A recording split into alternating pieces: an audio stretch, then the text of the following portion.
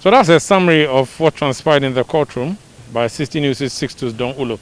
We can now cross over to the legal teams of the petitioners and the respondents, who would characteristically come out and give further information on what transpired in court and what their opinions would be on the decisions.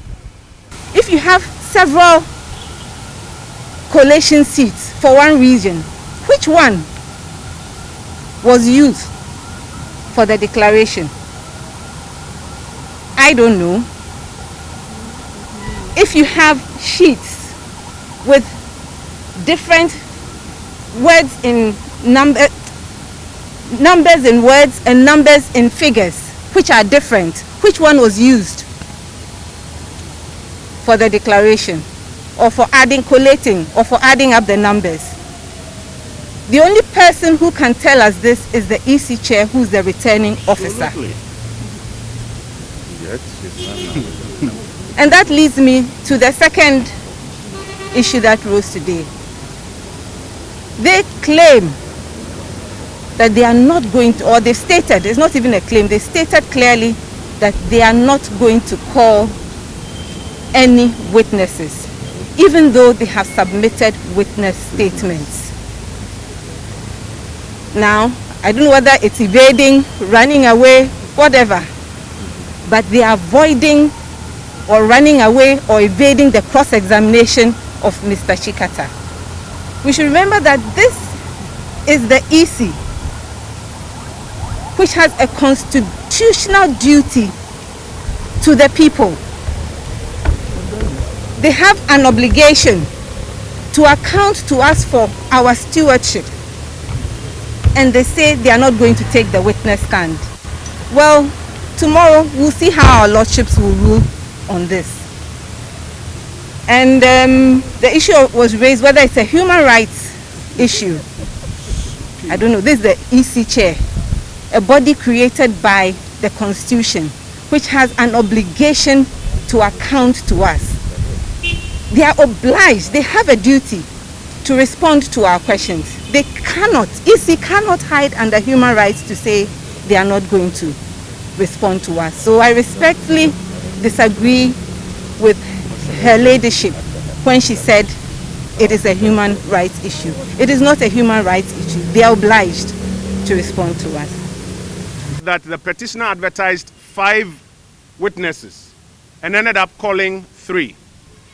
It is upon the completion of that the petitioner has now announced to the court that this is all that the case is about. And you heard Mr. Chikata say, "My lords, our case is closed." And His Lordship, the Chief Justice, say, by court, the petitioner's case is closed. If we were in a criminal trial, what will happen now is that the court will have to determine whether or not a substantive case has been made, in which case the defendant or the defense may now raise an argument that maybe no case has even been made. So I don't even need to bother raising a defense in the first place. In a civil process, there are similar remedies. What you noticed happened, which is the second matter I'll speak about, is counsel for the first petitioner announced to the court that the evidence, counsel for the first respondent, I beg your pardon, announced to the court that the evidence that the petitioner has provided is enough. And the cross-examination that has taken place is enough. And that the first respondent does not intend to call witnesses to adduce evidence, any further evidence before the court. And counsel on the side of the second respondent has advertised same. Because by now, whatever evidence that the petitioner has put before the court, once the case is closed, it is believed that they have brought all their evidence and they have made such a strong case. And so it should actually be to the disadvantage of the respondents if they say that they don't even intend to call witnesses to adduce evidence. But you notice that the petitioners are not too happy about it. They want literally to compel the respondents to bring in witnesses to, I don't know, adduce some evidence that may help the petitioner in his cause. The court has adjourned, as you heard, to tomorrow morning, and we'll listen to the legal arguments on both sides. We are very, very happy, extremely happy that the petitioner has come to the end of his case and has adduced all the evidence that he has. Evidence which is supposed to prove that nobody got 50%, that whether or not you add Techiman South, the winner will change. That Article 63.3 has been breached. This is all the evidence that they have, which they have made available. And we'll hear what the court says tomorrow.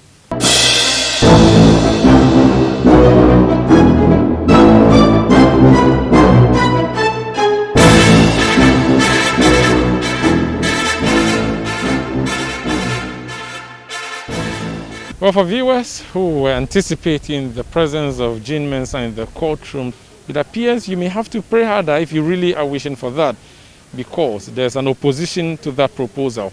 And we do not know really what the bench will be deciding, but that will be decided on Tuesday. But what does the absence or presence of Jean Mensah in the witness box mean to the case of the petitioner? The petitioner, though, has closed his case. Let me speak to a member of the legal team. Addo Tamaklo is a member of the team. You're welcome to City Newsroom.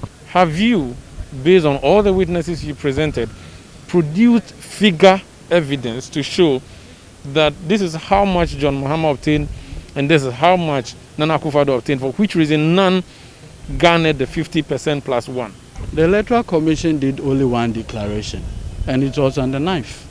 And on that declaration stated that Mr. Akufo-Addo obtained 50% of the votes. We are saying that is not correct. What contrary evidence do you have? And we have presented 3 witnesses and have supported that claim that as far as the 9th December declaration is concerned, none of the candidates. I have heard rather curious suggestion that we should present contrary evidence. How is that the law?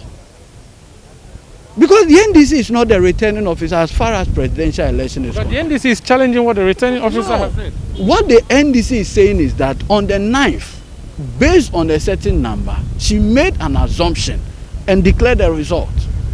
Subsequently, she had been changing that denominator. And you cannot be changing that denominator and claim that everything still stands well. Please hold the thought. Let me bring in your colleague from the other side. Faisal Ibrahim is with the legal team of the second respondent. You have said you're not going to call your witness, that's Peter McMenon. Is it because the EC has decided, or the first respondent has decided, you also thought that you had to make the same case? The 3 witnesses that they brought have not provided enough evidence to support the issue that is before the court. The central issue that the petitioners have brought to the court, which the court is seeking to answer, is whether President Nana Akufo-Addo and John Dramani Mahama, the 2 of them, none obtained the 50%, more than 50% of the valid vote as required by Article 63.3 to be declared winner. That is basically the central reason why they are here. And you believe that has not been presented? Well, as you yourself will even attest to, anybody who has objectively followed proceedings so far comes to one irrefutable conclusion that the evidence that has been provided so far by the 3 witnesses does not. It's just a matter of opinion, because it's left for the court to rule.